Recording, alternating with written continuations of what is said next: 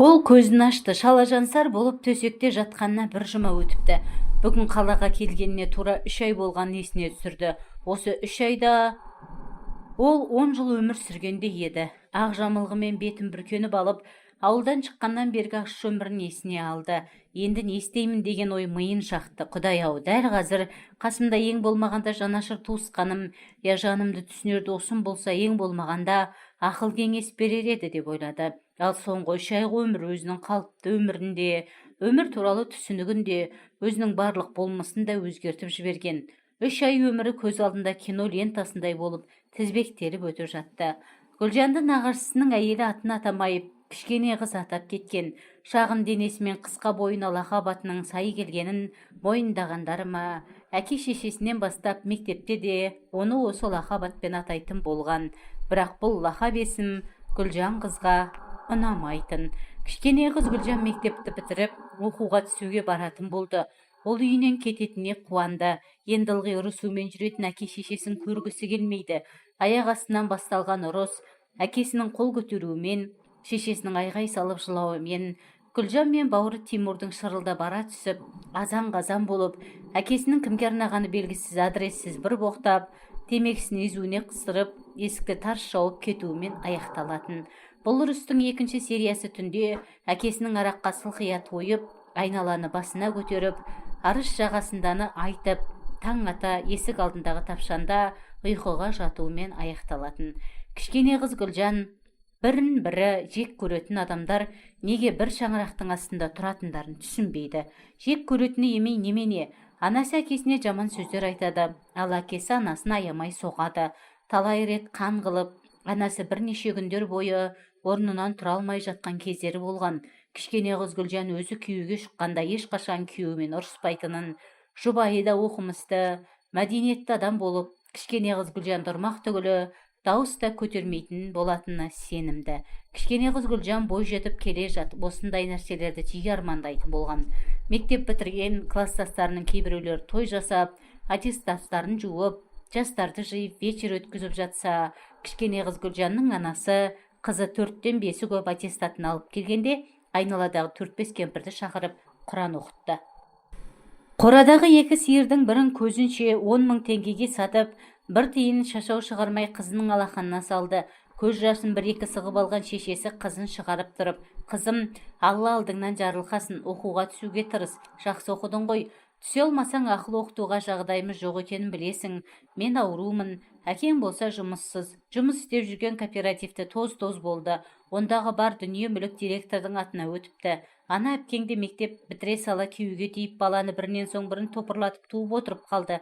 Сен оқуға түседі деп үміттенемін. Түсе алмасаң ауылға келме. Ауылда ештеңе жоқ. Сонда жұмысқа орналасып, сырттай болса да оқуға түсуге тырыс. Оқымасаң да аман жүрші айналайын деп ентіге демалып отыра кеткен. Бауыры Тимурды қимай қайта-қайта сүйіп, әрең қоштасқан кішкене қыз Гүлжан үлкен асқақ арман қуып бірінші рет үлкен қалаға аттанып кеткен. Қалаға келіп өзінде 2 қызбен пәтер жалдады. Мемлекеттік оқу орны болғанымен жатақхана жетіспейді екен. Бұрын үлкен қалада болмаса да Гүлжан етінің тірлігінен, есте сақтау қабілетінің күштілігінен, неге қолы тисе де орнына келтіре қоятын пысықтығынан аз-ақ күнде қаланың қызына айналуға тырысты. Меруерт екеуі бір ауданнан болып шықты. 3-ші қыздары Айгүл пәтерге анда-санда келіп қонып кететіні болмаса тұрмайтын. Тест тапсырып біткенше туысқан ағамның үйінде тұрамын дейді. Онысы бір жеке оқу орнында декан болып жұмыс істейді екен. Ол 3 қыз бір күнде құжат тапсырғанмен, Гүлжан қыз бен Меруерттің тест тапсыратын күндері алғашқы күнде, Айгүлдің тест тапсыратын күні соңғы күн болып белгіленіпті. 2 қыз жүректеріліп үлдеп оқуға түскендердің тізімі шығар күнді асыға күткен. Бұлардан 1 балл артық алған Айгүл грантқа оқуға түсіп, 1 балл жетпеген 2 қыз салдары суға кетіп қапа болды. Гүлжан қыз қаламаған мамандығы болса да, басқа төмен балмен өтетін мамандыққа тапсырмағанда өкінді. Сонда ғой, әрі оқуға түсіп, әрі жатақханада жатып, әрі шәкіртақы алатын еді. Меруерт ауылына қайтатын болды, ал Гүлжан қыз не істерін білмеді. Ауылдан алып шыққанда таусылмастай көрінген 10 мың теңгесі азайып барады. Құжат тапсырғанда апайлар мен көкелер анаған төлеп кел, мынадан көшірме жасап кел, мына кітапшаны сатып алыңдар, тест тапсырғанда пайдасы тиеді деумен болған. Абырой болғанда пәтерге 2 айға бірден төлеген жақсы болды. Гүлжан қыздың жағдайынан хабары бар. 1-2 жас үлкен Меруерт кетерде үлкендігін көрсетіп, жолыма 300 теңге жетеді, мына 1000 теңге саған қалсын. Жұмыс тапқанша қажет болады, уайымдама. Келесі жылы түсеміз. Пәтер ауыстырсаң адресіңді жазуды ұмытпа. Хат жазып тұрамын деген. Ол кеткен соң Гүлжан қыз тіпті жалғызсырап қалды. Пәтер иесі қанша іздегенмен жағдайы жоқ, шетте үй болған соң ба, қасына қапелімде қыздарда табыла қоймады. Гүлжан қыз жұмыс іздеуге кірісті. Қолынан келсе болды, не жұмыс болса да істеуге әзір. Көше аралап кездескен кез келген мекеме, кәсіпорындарға кірді, бірақ жұмыс табыла қоймады. Ең болмаса қолынан келетін еден жуушылық та табылмады. Кейбір бар жұмыстарға біреуіне арнаулы білімі жоқтығы, біреуіне орысша білмейтіндігіне, біреуіне компьютерді жақсы білмейтіндігіне кедергі болды. 5000 теңгеге қожайындармен бірге тұрып, тамағын сол үйде ішіп, бала бағып, үй күтушісі болуға жұмыс табылғанда, ол бірден келісті. Бірақ ерте келіп, кеш кеткенмен бірге тұрмайтынын кесіп айтты. Оған себеп үй иесінің тек мұның ба, әлде әйелдердің бәріне ме?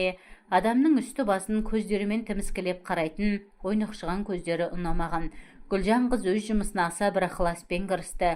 Ең басты міндеті өзі бағатын 1 жастағы қызға бір жұма өтпей-ақ бауыр басып қалған. Ауылдағыдай су тасып, от жағып, күл шығарып, су төгіп, малдың астын тазаламайсың. Ыстық су, салқын су өзі келіп тұр. Жанан суларды да белің майысып, шелектеп апарып төкпейсің. Өзі кетіп жатыр, рахат. Тамақтың да неше түрі бар. Ауылдағыдай нан мен шай ішіп, кеспе көжені қанағат тұтпайсың. Үйдің жұмысын тиянақты істеп үйіріп әкетті. Тіпті қолы тигенде ішетін тамақта жасап қояды. Үй иесі ғалым әйел риза болған, сондай мерзімінен бұрын авансың деп 2000 теңге берген. Жаңа жылға ауылға барамын, сонда Тимурға спортивка алып беремін деп ойлады. Тимурды қатты сағынып жүр. Ал апасын онша сағынбапты, папасын мүлде сағынбады. Гүлжан қыз өз өміріне дән риза болып, бір жағынан бала бағып, бір жағынан жеке үлкен үйді тап-тинақтай етіп ұстап, үйрене келе енді арасында тамақ әзірлеуді ойлап жүрген, бірақ бәрі ойда жоқта бұзылды.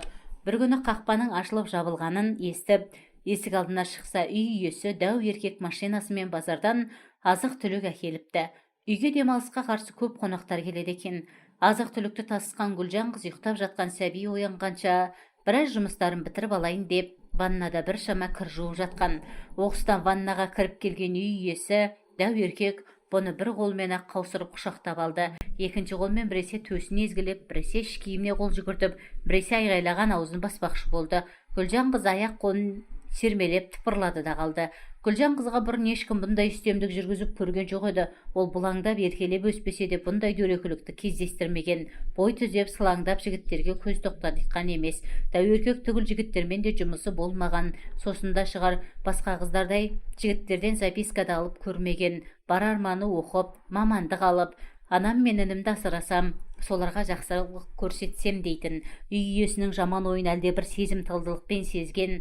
Жігіттермен сүйіспек түгіл қол ұстасып та көрмеген Гүлжан бұзық ойлы дәу еркекке қарсы қайратты, қараш шашынан бастап, денесіндегі әрбір тамшы қаны, әрбір нерв талшықтары, әрбір мүшесі табандылықпен қарсы күресіп жатты. Болашақта шын сүйген адамына ғана сыйлайтын нәрсесі үшін еш нәрседен тайынбайтынына сенімдеді. Бір аузы босағанда дәу еркекке осыдан ұрынсаңыз өлемін деді. Ешкім естімейтіндей білсе де айғайлауға тырысты. Оған қоса үй иесінің қолдарын тістеледі. Тырнақтармен қолдарын осқылап тырнауға кірісті.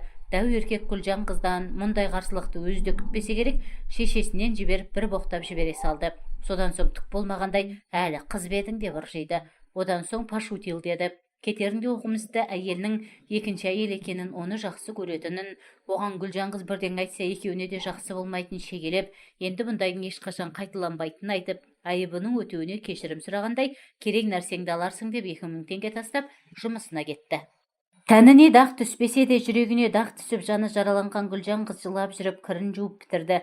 Қара көздерінен еріксіз жасы моншақтап тыйылмаған ол ыржалаңдаған дәу еркектің ерні тиген аузын қайта-қайта шайып түкіріп жүріп, ол тастап кеткен 2000 теңгенің иісі шықпайтынына қарамастан, алса дәу еркектің ыржалаңдаған хайуан жүзін елестететіндей, жыртуға да қолы бармай, үйде де қалдыра алмай, қоқыс салатын шелекке салды. Үлкен ғалым қожайын апайына, мені кешіріңіз, енді келе алмаймын деп бір ауыз сөз жазып, оның жұмыс столына апарып қойды. Ол апайы кешкі сағат 7-де келіп, бұл сәбидің жағдайын, істеген жұмысы мен даярлаған тамақтарын көрсетіп барып кететін. Бүгін Гүлжан қыз апайына есік ашқан бойда оның сәбиінің бөлмесіне өтіп кеткенін көріп үйден шығып жүре берді. Қоштаспады да, онымен сөйлессе күйеуінің жасаған ісі туралы айтып қоятындай сезінді. Пәтерге келіп, ештеңенің бүлінбегеніне шүкіршілік қылды. Ана үйге бірге тұруға келісім бермегеніне қуанды. Олай болмаған күнде қазір қайда барар едім деп ойлады. Анасының бұған да шүкір деп отыратын көз алдына келді. Бұған да шүкір деген сөздің аузынан қалай шығып кеткенін байқамай қалды. Тимурға спортивка алуға сақтаған ақшасының 1,5 теңгесін 3-ші айға пәтерге төлеп, 500 теңгем таусылғанша жұмысқа тұруым керек деп жұмыс іздеуге кірісті. Ақша үнемдеймін деп жаяу жүріп сілесі қатты. Бірде Айгүлге оқуға түскен университетіне барып жолықты. Жұмыс таба алмай жүргенін айтып, жақсы дайындалып, 1-2 бал артық алғанда өзінің де оқуға түсіп, студент атанып бақытты болатын мүмкіншілігін қолынан шығарып алғанына өкініш білдірді.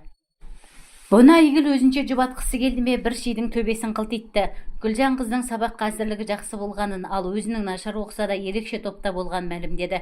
Ерекше топ деген оқу орны басшылары мен сол тест тапсыруды ұйымдастырушылардың өздері оқуға түсіргісі келетін талапкерді бөлек топқа жинайтынын, тест тапсыру кезінде оларды шетте, елеусіздеу, адам аяғы көп бармайтын жерге отырғызып, оларға кітап, шпаргалка қолдануға, сырттан көмек тасуға да болатынын, тіпті арнайы белгіленген адамдардың кейбіреулерінің қасына келіп, қай жауапты белгілейтінін де айтып беретінін, бірақ онда ерекше топқа кіру үшін біреулерге алдын ала көк қағаздар төлейтінін жеткізді.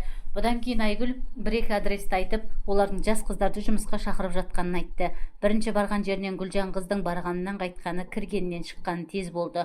Ұлтымен жасы белгісіз, ерсі боянып алған бір әйел алдында тұрған жас қыздарға төтесінен клиенттің берген ақшасының 70%-ын бізге бересіңдер, ол крышаларымызға, су мен светке, жылуға, сусындарға кетеді деген даусын естіген Гүлжан қыз әңгіменің не жұмыс туралы екенін ерсі боянып алған әйелдің алдына бармай-ақ түсінген. Екінші жерге барған кішкене қызға әппақ бөлмеде отырған әппақ қыз бұны бастан аяқ бір шолып өтіп, сенің бетің әдемі болғанмен бойың кішкентай екен, бізге фигурасы күшті, бойы ұзын, әдемі қыздар керек, басқалары бастықты мазаламасын дегесін бұрылып кете бергені сол еді. Келесі бөлмеден шыққан жасы 35-тер шамасындағы бұйра шашты жігіт, қарындас тоқтай тұрыңыз деді. Аққұба өңді, мамасы қала сорып тастаған дейтін адамдарға ұқсас, жүдеулеу жігіттің бір ерекшелігі, мүмкін кемшілігі шығар, бойы да Гүлжан қыздың бойымен шамалас кішкентай екен. Бойы аласа болған қыздарға ерсі көрінбейтін болса, жігіттердің бойының кішкентайлығы көзге қораш көрінеді екен. Ол Гүлжан қызды кабинетіне шақырып, әр нәрсені сұрастыруға кірісті. Әппақ қызға 2 стақан кофе алдырып, аса бір жылылықпен бұған ұсынып, тәтті толы ыдысты да бұның алдына қойды. Қандай оқуға тапсырғанын, жасын, семья жағдайын, келген ауылын, қалада қайда тұратынын түгел сұрастырды. Гүлжан қыз жұмысқаларда осылай сұрайтын шығар деп түгелдей жауап берді. Тек қалада тұратын пәтерін айтқан жоқ. Үй иесі әйел ешкімге айтпаңдар да, ешкімді келтірмеңдер де деген. Тезірек жұмысқа орналасқысы келетінін айтты. Гүлжан қызға жұмыс іздеген кезінде бірінші рет жылы қабылдап, кофе сынып, терезесі тең адамша сөйлескен Жарбол Барболович шынымен ақ ұнап қалған болатын. Жарбол Барболович болса, Гүлжан қыздың бет әлпеті кейбір әтір, иіс су бояуларды жарнамалауға қажет болуы мүмкін екенін, бірақ қазір фотографы жоқ болғандықтан кесімде ештеңе айта алмайтын, 3 күннен кейін тағы да соғуын өтінді. Сөз арасында биліктегі бірнеше адамдардың аты жөндерін атап, олармен жақсы жолдас екенін, егер бұлар тіл табысып, бірге жұмыс істесіп кетсе, оқуға түсудің де түкке тұрмайтынын айтып үміттендіріп қойды. Қандай мәдениетті жақсы адам деп ойлады Гүлжан қыз ішінен. Пәтеріне келген ол 3 күннің өтуін асыға күтті. Өтіп болмастай көрінген 3 күнде өтті-ау. Ертеңімен келген Гүлжан қызды Жарбол Барболович бұрынғы танысын сағынып күткен адамдай қарсы алды. Тағы да әртүрлі сұрақтар беріп әңгімеге тартты. Өзі алғаш ойлағандай қыздың әдеміше жүзін фотоға түсіріп, аз-кем ақша төлеп, шаштараздар мен дүкендерге жарнама ретінде қоймақшы еді. Ал фигурасы мен бойы еш нәрсеге жарамайды деп ойлады. Бірақ қызбен сөйлесе келе, ол магниттей тарта түсті. Гүлжан қыздың өзін тартымды, бір білінер білінбес тәкаппарлықпен ұстау қасиеті, сөз саптауы, жасандылықсыз, табиғи, сенгіш, ашық мінезі, кіші пейілділігі мен өжеттігі тіпті адамға езу тарттыратын жабайылығы да ұнап, 35-тегі жігітті бозбала шағына тартқандай.